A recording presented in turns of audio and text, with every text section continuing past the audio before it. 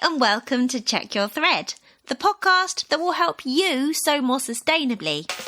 My name's Zoe and I'm obsessed with sewing. I've been blogging about it for over 14 years and I'm the creator and host of the popular handmade wardrobe challenge Me Made May. But like many people, I've become increasingly concerned about the climate crisis and the way that my lifestyle contributes to it. So in this podcast, I'll be nerding out about making clothes whilst exploring how to minimise the negative impact that it may have. I really hope you'll join me in this journey. Holy shizzle! We've made it to episode 100 of the podcast. Can you believe it? I'm not sure I can, but I've just checked the list and they're all there. To mark this centennial episode, I undertook the task of writing down 100 lessons that I've learnt or relearnt through making the podcast. In today's episode, I'm sharing the 10 that have had the most impact on me personally. You'll also hear from some wonderful listeners who've kindly submitted their own major takeaways from the podcast so far. So stick around a few minutes for that. So are you okay, epic listener? Since the last episode, we celebrated Check Your Thread's second birthday, and I've put together this milestone episode, and now I'm ready for a little break. There will be no new episodes for the next 2 weeks whilst I go on a holiday with my family. So if there's any episodes of Check Your Thread that you haven't listened to yet, or some that you've been meaning to go back and re-listen to, this will be your chance. And if you're off on any trips or holidays yourself, I hope you have a wonderful time and return feeling rejuvenated. Project-wise, I'm still slogging away at my current project. I'm making a pair of wide-legged culotte trouser things out of a whole load of slinky viscose and tensile scraps. I've been piecing those together and it's been taking for ages, but it's been really, really fun. I actually turned a corner with it the other day though. All the piecing is now complete and I've cut the pattern pieces out of the fabric that I've made and I've started to sew up the actual garment. Sustainability wins this week. I've been really lucky at the charity shops over the last week or so, actually. I find that usually you have to kind of keep like a long-term shopping list in your head when you go thrifting and just hope that one day what you're looking for will appear. But recently I found a few items that my family could really do with in the very near future, which very rarely happens. Firstly, I managed to get my son some scuba shoes in the right size, as he's recently decided that he does in fact enjoy going in the sea.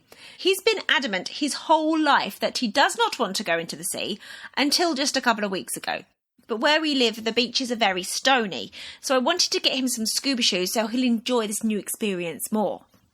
And then I also managed to get my daughter a school pinafore dress in just the right style and the right size. And that is the one item that she's missing for the start of the new school year in September.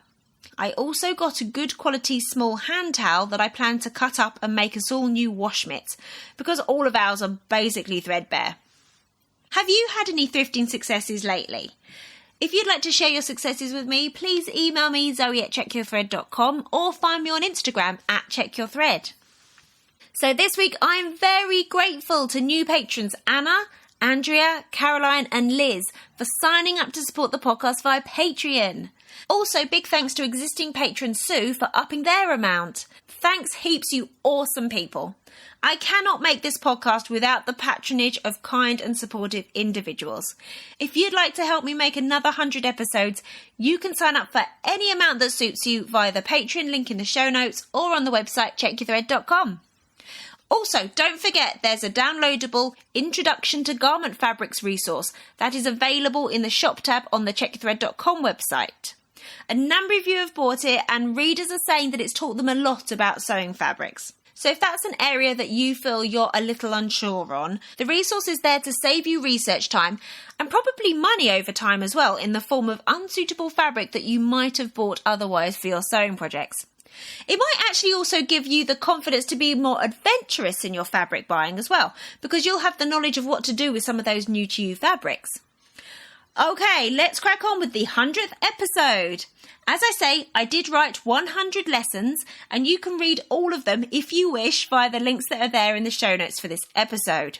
A massive thanks to everyone who submitted a lesson that they've taken away via voice message. Hearing some of your voices was such a pleasure. And even if you didn't submit a voice message, I hope that you too have learnt some lessons and had some useful takeaways from listening to this podcast. Let's see what the next 100 episodes can teach us. So have a great couple of weeks, take care of yourself and enjoy.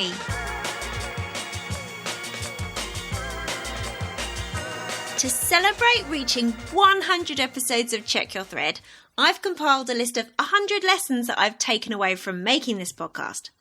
From those, I've selected 10 that have had the biggest impact on me personally. I'm going to talk about those today, and those are interspersed with lessons and takeaways kindly submitted by some lovely listeners. So let's get stuck in, starting with a lovely listener named Mary. This is Mary Howe. I have learned many, many things from Check Your Thread. It is my favorite podcast. 2 specific things that spring to mind. One is that when buying thrifted fabric, you let the fabric you find lead the choice of what you'll make. And the other is to leave perfectly serviceable clothing at the thrift shops. Someone might wear it exactly as it is without upcycling it into something else, especially when that clothing is in extended sizes. And there is so much more to learn from Check Your Thread. Thank you, Zoe. Okay, so my first lesson. The way to guarantee a garment has a long life with lots of use is to make sure it fits our personal style, lifestyle, and body. Okay, so you will have heard me say this plenty of times on the podcast, I am sure. But working on this podcast and thinking about sewing more sustainably from so many different angles has really led me to believe that this is the formula that's going to give us like the best chance of making well-loved, long-lasting garments. So before starting a new garment project, I think that we should have a big think about whether or not the garment style is something that we genuinely like and can see ourselves in often. Because it's easy just to be drawn to something because it's on trend or, it's a new sewing pattern that's come out and it looks really cute on the model. But we need to make sure that it's something that we are going to be reaching for again and again in our real lives, even when that trend has died off a bit or the sheen or newness of that kind of design has faded. So equally, I think we need to pause and consider if the garment that we're thinking of making is actually suitable for your actual life, like not your dream life. So I think that the best way to work out whether or not a garment is something you're actually going to wear is thinking about what kinds of garments you already wear a ton. Somehow recording like what you actually wear in your day-to-day life is going to give you like a ton of information about like what the real workhorses of your wardrobe are, and then also like what garments you hardly ever or never actually reach for. Now, I'm not saying that once you've figured out what your workhorses are, you need to recreate those. That's not what I'm talking about at all. But I do think it's going to help you to think about whether or not your new thing is actually going to see any use. Participating in Me Made May can really help you with figuring out what you actually reach for, but you could do it at any time of the year and for any length of time as well.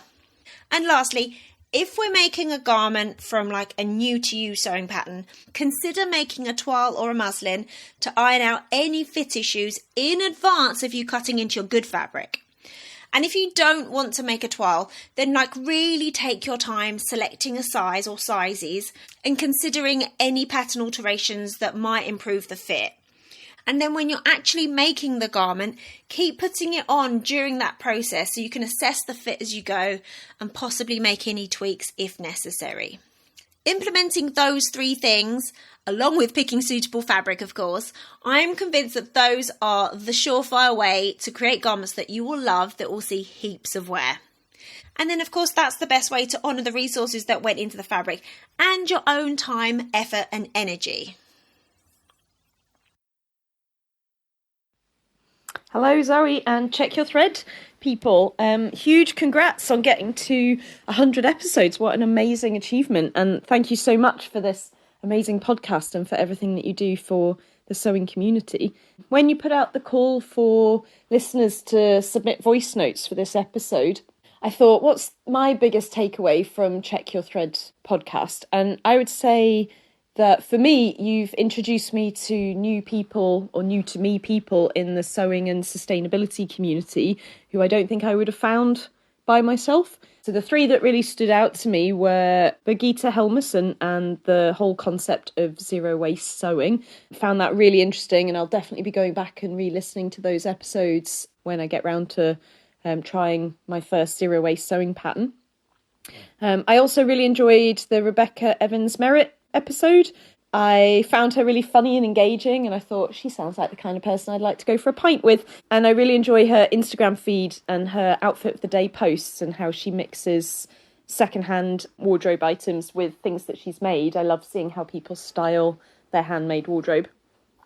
And then the last person that really jumped out to me was Elio Hernandez, and the episode where he talks about how he works with reclaimed denim and his methods of taking reclaimed denim out from deconstructed jeans. And I haven't got around to buying it yet, but I'm really interested to buy his Cutting Up Jeans zine, because that sounds like a really interesting method that he's got on how to kind of maximise the denim that you get out of a pair of old jeans.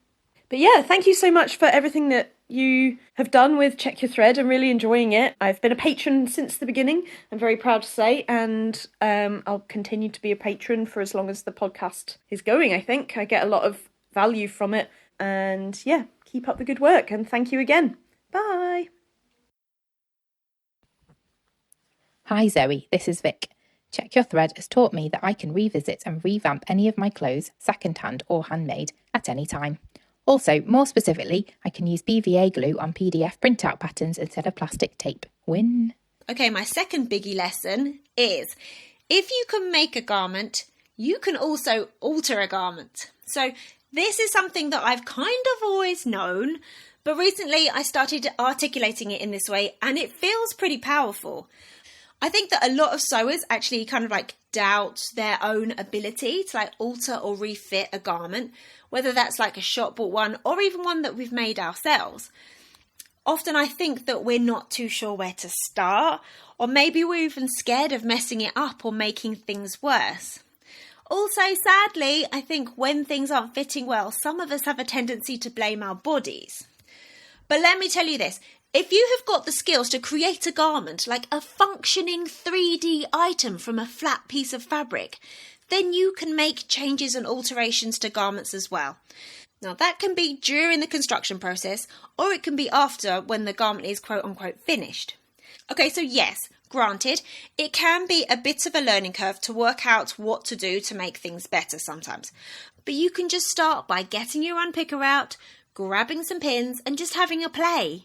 Because unless you are actually cutting into some fabric or something, you can always put it back the way it was if necessary. My previous guest, alterations expert Naomi Fater, gave some great tips on the practicalities of approaching alterations. So check that out if this is something that you're not too confident in. Plus, making alterations and changes doesn't have to be because something doesn't fit well. My previous guest, Bella Goncharovic, really blew my mind when she was talking about making changes to a garment simply just because you want to freshen it up and create a new look. So that could be like dyeing something a different colour, or replacing a collar, or changing the sleeve style, turning a dress into a top. The options are literally limitless, and it could be a really fun challenge in and of itself. Hello Zoe, this is Norma. Lots of your podcasts have taken me deep into the world of rescuing resources, second-hand materials, clothes, etc. I've loved all those sorts of podcasts, and I've put many of the suggestions into action. Thank you very much. Okay, my third main takeaway is by taking a few minutes at the end of a project, just to give yourself some time to think about what parts were difficult, what parts felt frustrating, where you felt kind of uncomfortable. By doing that, we can begin to coach ourselves through those points and those difficulties when they come up again. This lesson came from my former coach and friend Kim Whitten. So I'm not naturally very self-aware. I'm always in awe of people like him who they just seem to know themselves really well. They know their quirks, they know their habits, they know their tendencies. But our conversation about self-coaching through sewing struggles was really enlightening because I never actually thought that a lack of self-awareness was something that you could change. At least not without years of therapy anyway. So as I say, in that conversation, we talked about just taking a few minutes at the end of a project just to think over what was a struggle and what felt frustrating and so on. But by doing that, you can then eventually get to a place where you can recognise those uncomfortable situations like as they're happening. And then you can even get to a point where you can preempt them. So your sewing time can actually become smoother and more enjoyable in the future. Hi Zoe, it's Annette from Australia. Congratulations on 100 episodes of the podcast. I listen to Check Your Thread every week, and for me it reinforces the need to probably more carefully consider the resources that I use in my sewing, and also to care for those clothes once they're made to ensure that they last. Keep up the great work, Zoe. Thanks very much, and here's to 100 more. So my fourth lesson: factor in a couple of hours for toiling, fitting and making adjustments to a pattern. And my fifth lesson is, when fitting garments and toiles, take videos of yourself in the garment so you can see all angles, and just try and stand in a neutral position, and then you can do some slow movements. And that's going to be way more helpful than like twisting round to try and see what's going on at the back when you're looking in a mirror. I'm lumping these two together because they're obviously along the same theme.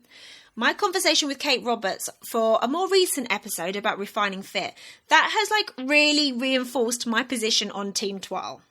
I am fed up with things not quite fitting right, and I'm fed up spending loads of time during a sewing project just kind of keeping my fingers crossed, just hoping that it's going to look good and be comfy at the end.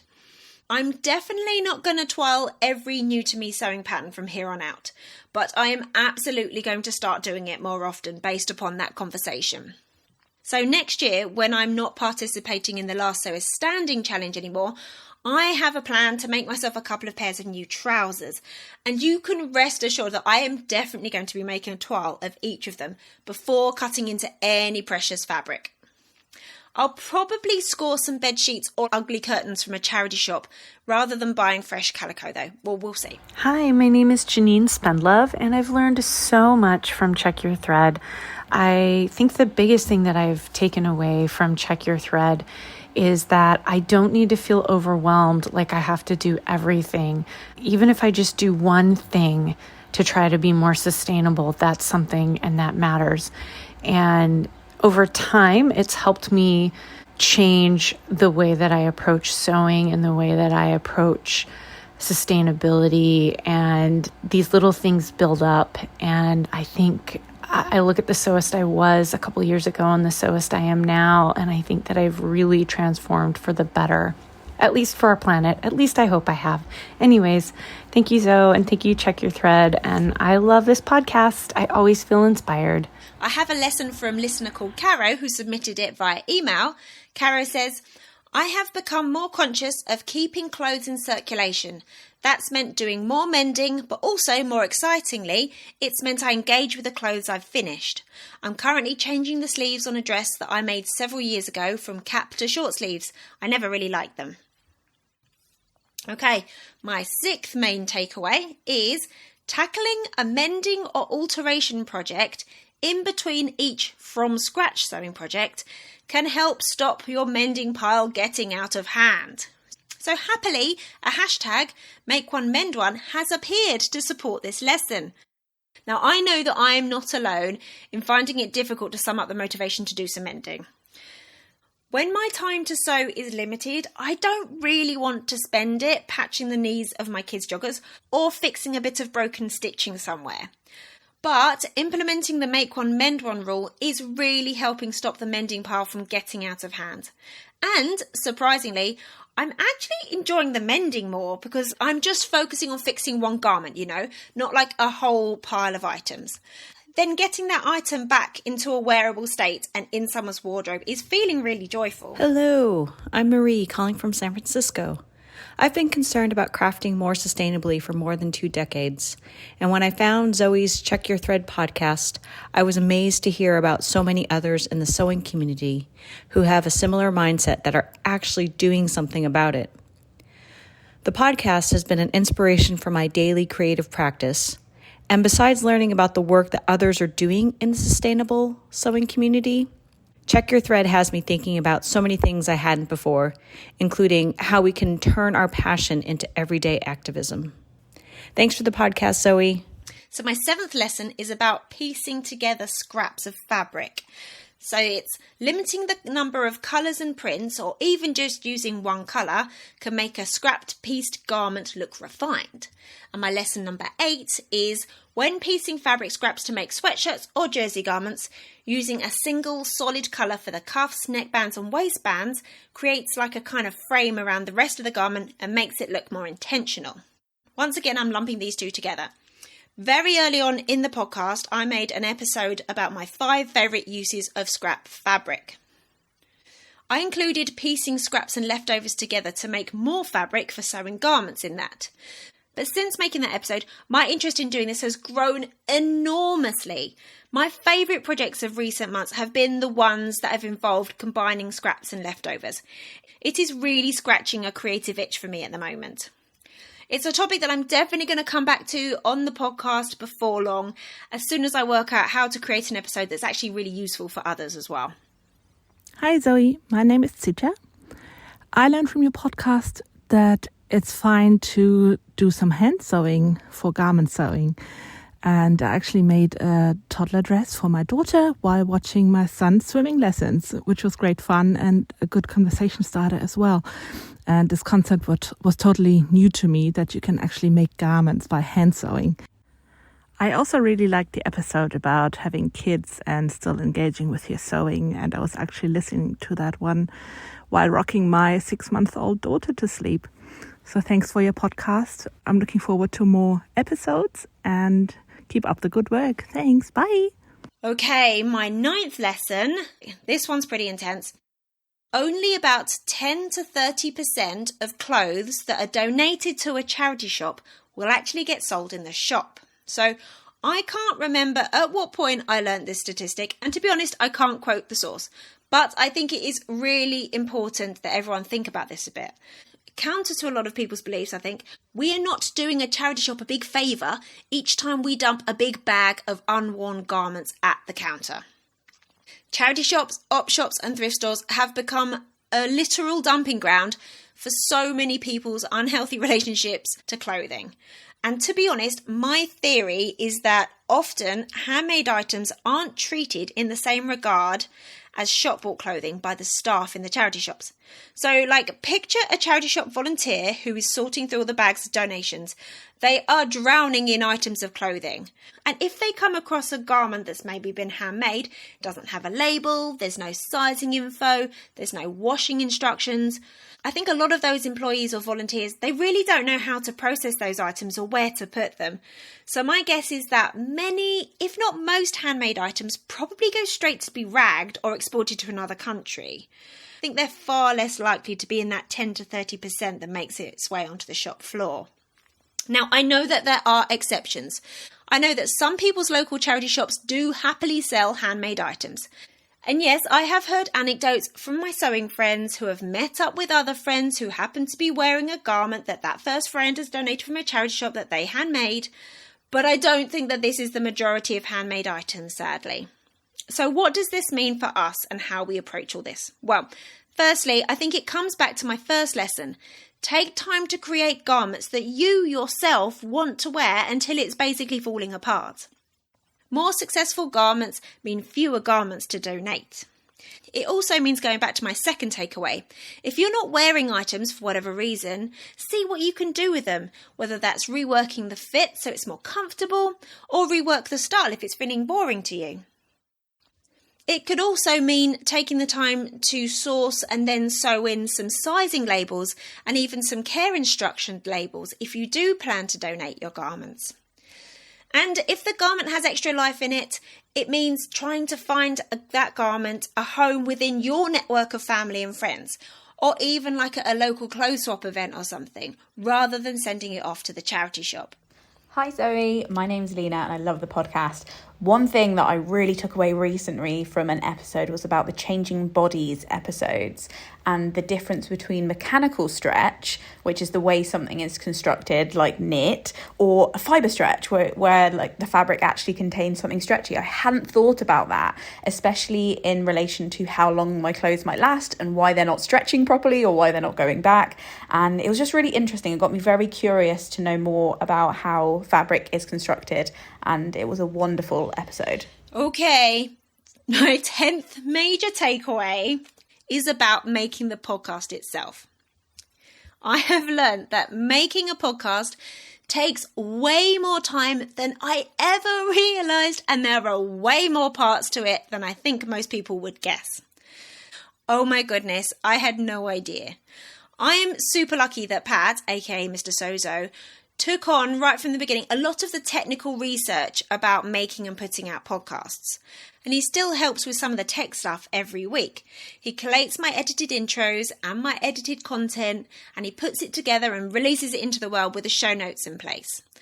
But even with him taking on those tasks, my workflow for each episode roughly looks like this. I'll discover someone interesting, usually via the internet. I'll do a bunch of research on them to see if I think that they'd be a good person to talk to. Then I make initial contact with that person to see what kind of vibe I get. If positive, then I'll invite them to speak to me for the podcast. If they agree, we then go down the rabbit hole of trying to find a date and time that works for us both. In the meantime, I'll do a bunch more research and develop themes and topics that I'd like to get into with them. Then I send those over to them for their approval and input.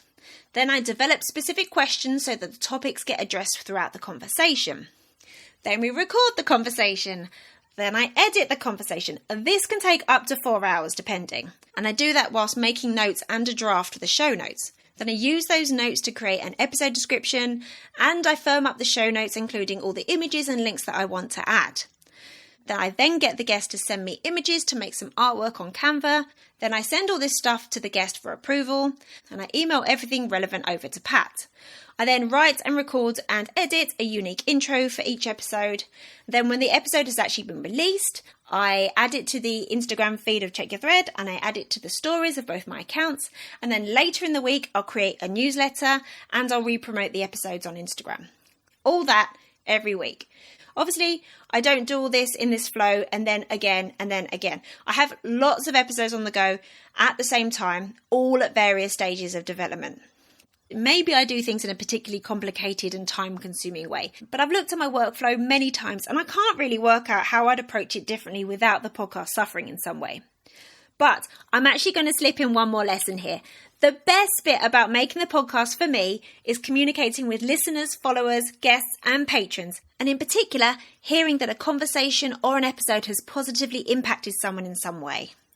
Having lovely, kind, supportive, significant, interesting, illuminating interactions with wonderful people who enjoy my work is the biggest buzz. And hearing that an episode has impacted someone in some way, whether that's like a mindset shift or a new way of approaching something practically, or even some kind of emotional impact, wow, that is incredible. And beyond steering the world towards my ultimate mission, which is that the environmental impact will be considered in every single decision that is ever made, beyond that, the connections that I make with listeners as well as guests is worth every single second. Let's end with lovely listener Sophie. Hi Zoe, thank you for making this fabulous podcast. My name is Sophie and I live in Australia. And the biggest takeaway from your podcast that I'm implementing at the moment is making clothes that are future-proof. So that when I'm sewing, I'm sort of planning for a changing body, which is actually really exciting. It also means that I'm going to be more comfortable in my clothes because I can change them depending on how I'm feeling on the day. I've just redrafted one of my favourite vintage skirt patterns so that it now has an elasticated waist at the back. That's going to be really great for future me to enjoy wearing. So thank you for those tips and for all you do to encourage us to live more sustainable lives. So thank you everyone, whether you've listened, shared, supported, contributed, subscribed or in any other way helped to create the beautiful and joyful community that is around Check Your Thread. This is your podcast. I make this for you. Here's to the next 100 episodes. Thanks so much for listening. I really hope you enjoyed this episode and are left feeling inspired. For more info about the podcast, including show notes for this and every episode, head to checkyourthread.com. I'd love to hear from you, so if you have any comments, questions or ideas for future episodes, please get in touch by emailing zoe@checkyourthread.com or find me on Instagram @checkyourthread.